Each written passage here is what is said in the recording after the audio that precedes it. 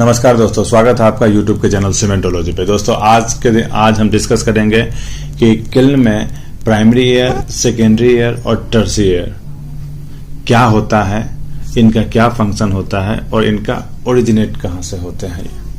दोस्तों generally primary, secondary और tertiary air के बारे में सभी लोग इसका नाम डेली सुनते होंगे, इसके बारे में जानते भी हो, लेकिन कंफ्यूजन हमेशा बना रहता है। तो मैंने दोस्तों वीडियो पे मैंने कुछ इस तरह से मेहनत किया है ताकि मैं आपको इजी शब्दों में समझा सकूं कि क्या होता है प्राइमरी, सेकेंडरी और टर्शियरी। तो दोस्तों आइए वीडियो को आगे बढ़ाते हैं और देखते हैं कि क्या है।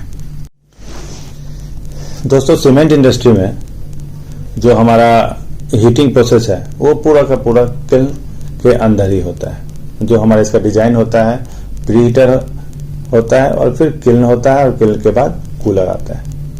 पहले के जमाने में जो प्री हीटर हुआ करता था उसकी हाइट छोटी होती थी और जो हमारा किल्न का लेंथ है वो लंबा होता था। किल्न का लेंथ लंबा क्यों होता था? क्योंकि जो कैल्सिनेशन प्रोसेस है वो हमारा किल्न के अंदर ही होता था।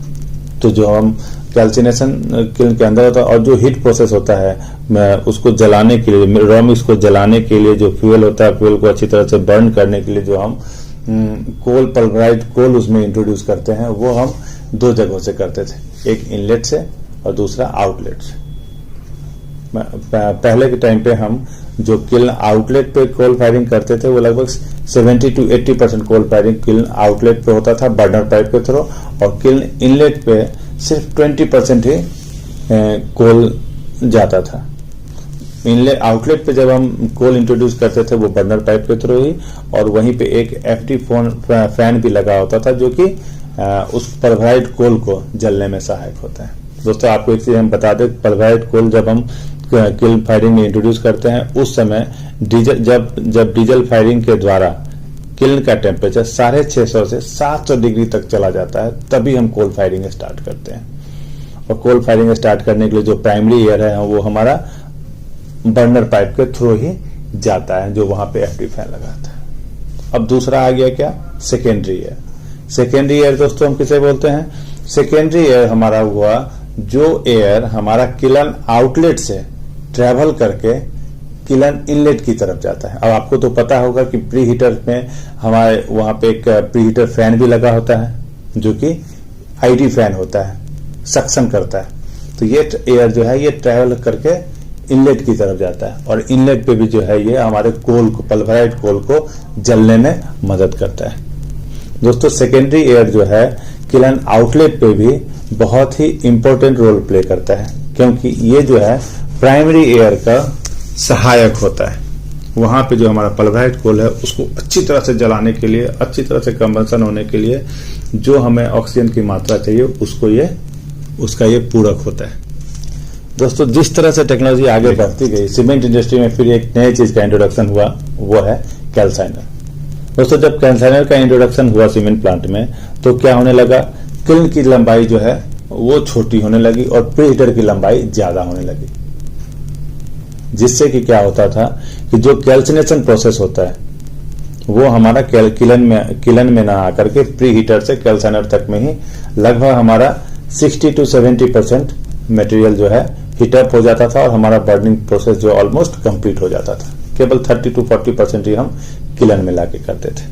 तो दोस्तों इसके लिए क्या होने लगा कि जो हम किल्न में कोल फायरिंग करते हैं वो जो जगह से करते थे इनलेट में और आउटलेट में, अब जो है हमारा प्रोपोर्शन वो चेंज हो गया।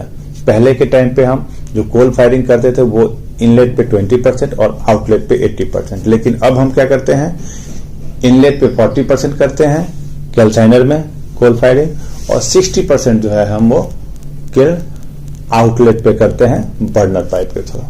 तो दोस्तों यहां पे कैल्साइनर में फ्यूल की एफिशिएंसी बढ़ाने के लिए आप देखते होंगे किल्न हुड से एक डक्ट सीधा कैल्साइनर में गई है। वो क्या करता है कि किल्न के आउटलेट पे जो भी एयर है उसको सीधा वो कैल्साइनर को देता है।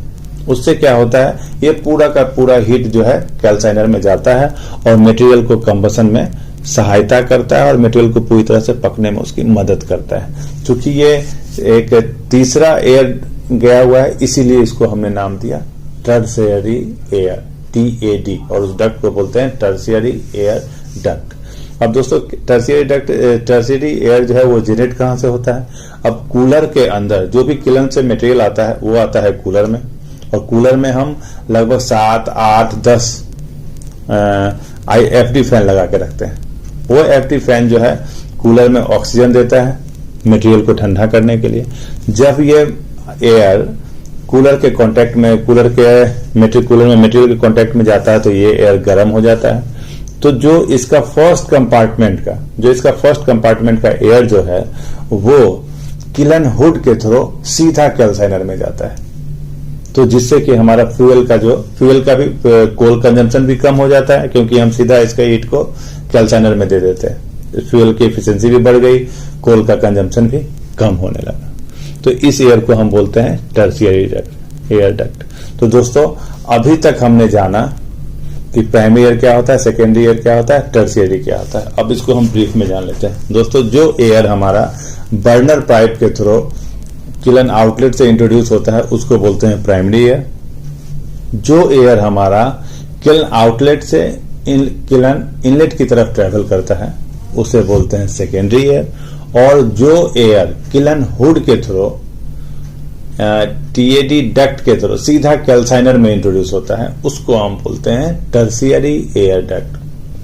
दोस्तों आशा करता हूं कि आपको आज का वीडियो बहुत अच्छा लगा होगा और आपका कंसेप्ट पूरा क्लियर हो गया होगा कि किसे प्राइमरी, सेकेंडरी और टर्शियरी एयर कहते हैं।